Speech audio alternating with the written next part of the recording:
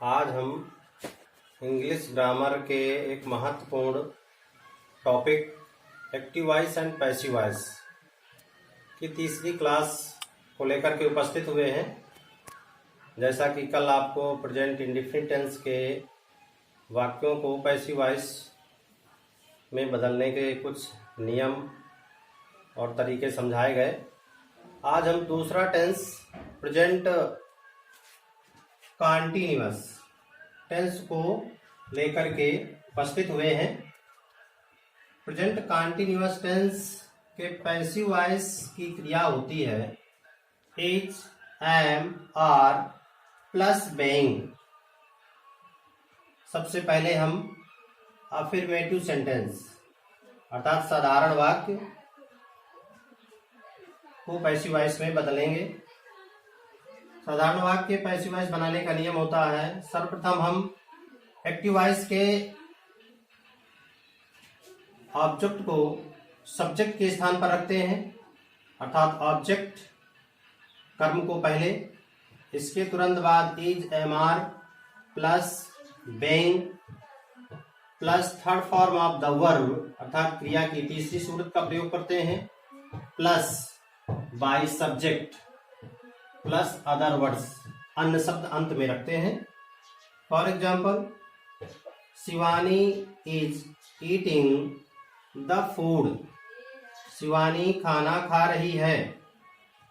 इस सेंटेंस में शिवानी सब्जेक्ट है, इज वर्ब और ईटिंग मेन वर्ब का कार्य कर रही है। द फूड ये आपका ऑब्जेक्ट है। पैसिव वॉइस में हम सबसे पहले एक्टिव वॉइस के ऑब्जेक्ट को सब्जेक्ट के स्थान पर, इसके बाद पैसिव वॉइस की क्रिया द फूड के साथ इज क्रिया लगेगी, बेइंग, ईट की third form eaten, by Shivani. Active voice के सब्जेक्ट को ऑब्जेक्ट के स्थान पर रख देते हैं। सेकेंड एग्जाम्पल है, I am playing basketball daily. मैं प्रतिदिन बास्केटबॉल खेल रहा हूं। इस सेंटेंस में बास्केटबॉल आपका ऑब्जेक्ट है, तो हम पैसिव वॉइस में सबसे पहले ऑब्जेक्ट को सब्जेक्ट के स्थान पर रखते हैं। इसके बाद यहां पर इज क्रिया लगेगी, बेइंग जोड़ेंगे प्लस मुख्य क्रिया की तीसरी फॉर्म का प्रयोग करेंगे। प्ले की थर्ड फॉर्म होती है प्लेड बाय मी। आई का ऑब्जेक्टिव केस मी होता है, इसलिए यहां पर बाय मी अंत में डेली अदर वर्ड्स का प्रयोग करते हैं। इस तरह से साधारण वाक्यों को पैसिव वॉइस में कन्वर्ट किया जाता है। अब हम चलते हैं निगेटिव सेंटेंस अर्थात नकारात्मक वाक्यों को पैसिव वॉइस में बदलेंगे। नकारात्मक वाक्य के पैसिव वॉइस बनाने का नियम होता है, ऑब्जेक्ट अर्थात कर्म is, am, are plus not, not के बाद बेइंग जोड़ेंगे, third form of the verb अर्थात क्रिया की तीसरी सूरत का प्रयोग plus by subject plus other words हर शब्दों को अंत में रखते हैं। For example, he is not buying BUYING toys today. वह आज खिलौने नहीं खरीद रहा है। यह आपका एक्टिव वॉइस है, जिसको पैसिव वॉइस में निम्न प्रकार से बदलेंगे। सर्वप्रथम हम ऑब्जेक्ट को रखते हैं, जैसा कि नियम में ऊपर बताया गया। इस वाक्य का ऑब्जेक्ट टॉयज जो बहुवचन में है, इसलिए यहां पर आर क्रिया का प्रयोग करेंगे। नॉट के बाद बेइंग जोड़ेंगे। बाय की थर्ड फॉर्म होती है बॉट, BOUGHT। बाय सब्जेक्ट ही का जब हम ऑब्जेक्ट के स्थान पर रखेंगे तो हिम हो जाएगा, अर्थात ही का ऑब्जेक्टिव केस होता है हिम, अदर वर्ड्स टुडे अंत में लिखेंगे। Second example, she is not drinking tea. वह दूध नहीं पी रही है। इसको पैसिव वॉइस में निम्न तरह से बदलेंगे। ऑब्जेक्ट है आपका टी, जिसे हम पैसिव वॉइस का सब्जेक्ट बनाएंगे। T is not being, drink की थर्ड फॉर्म होती है ड्रंक, DRUN के, बाई, सी का objective case her, by her. इस तरह से नकारात्मक वाक्यों को पैसिव वॉइस में बदला जाता है। इसके बाद इंट्रोगेटिव सेंटेंस अर्थात प्रश्नवाचक वाक्य। जैसा कि प्रश्नवाचक वाक्य दो तरह के होते हैं, सिंगल इंट्रोगेटिव और डबल इंट्रोगेटिव। दोनों तरह के वाक्यों को पैसिव वॉइस में बदला जाता है। तो पहले हम पहले प्रकार के वाक्यों को पैसिव वॉइस में बनाएंगे।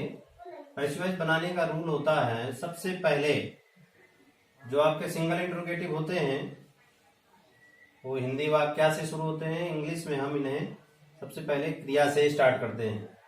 अब क्योंकि हम पैसिव वॉइस बना रहे हैं इसलिए सबसे पहले पैसिव वॉइस की क्रिया रखेंगे, is, am, are plus object अर्थात कर्म, इसके बाद बेइंग मुख्य क्रिया की तीसरी सूरत प्लस बाई कर्ता प्लस अन्य शब्द, अंत में इंट्रोगेशन मार्क्स लगाएंगे। For example, is the peon ringing the bell, क्या चपरासी घंटी बजा रहा है। तो इस वाक्य का सब्जेक्ट पियोन, वर्ब रिंग और object the bell. Passive voice में सबसे पहले एक्टिव वॉइस के ऑब्जेक्ट को सब्जेक्ट के स्थान पर रखते हैं।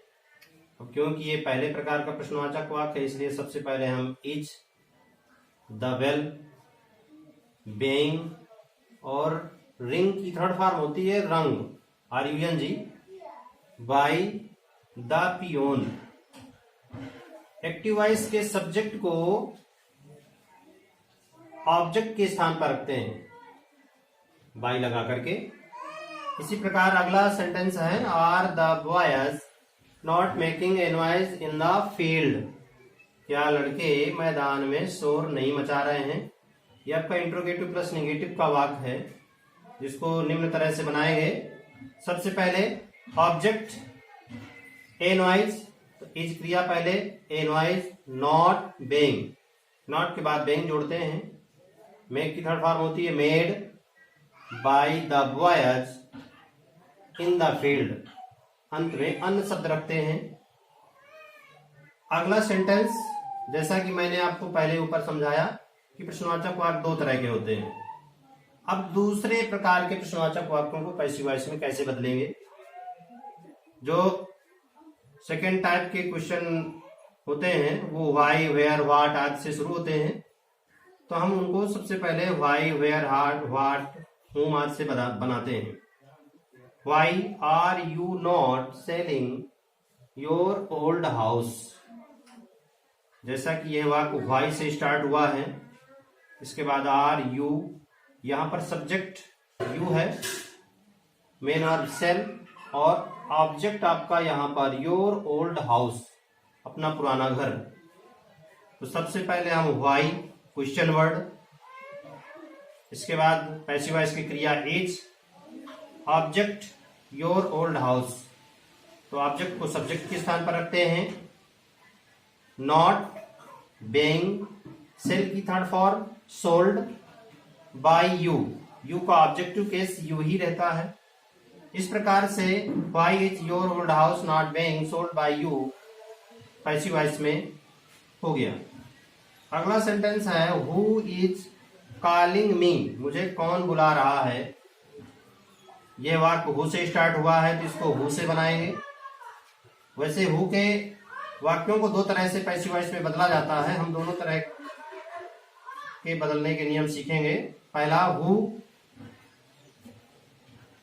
मी यहां पर ऑब्जेक्ट है जिसे हम सब्जेक्ट के स्थान पर आएंगे, तो आई के साथ एम क्रिया लगती है, तो पहले एम, आई, बेइंग, कॉल का थर्ड फॉर्म कॉल्ड, बाई, क्योंकि हु ही सब्जेक्ट का कार्य करता है। दूसरा नियम यह है कि हु को बाई होम से भी बनाया जा सकता है, तो हु के स्थान पर हम बाई होम रखेंगे। एम, आई, बेइंग, कॉल्ड। इस तरह से प्रेजेंट कंटीन्यूअस टेंस के वाक्यों को पैसिव वॉइस में बदला जाता है।